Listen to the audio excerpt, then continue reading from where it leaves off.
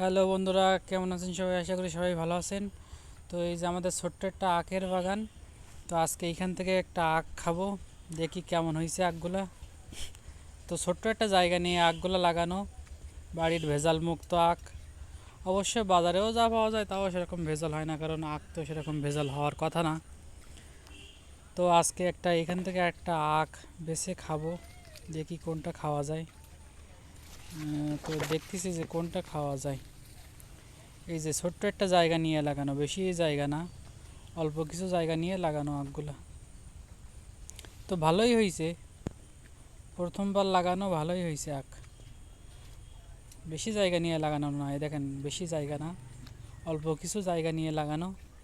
তো এইখান থেকে দেখতেছি যে কোনটা খাওয়া যায়। তো একটা পছন্দ হয়ে গেছে, তো এখন কাটবো আখ। এই যে এই আখটা নেব, এইটা স্বাস্থ্য শরীর ভালো ছিল এই জন্য এইটা কাটলাম।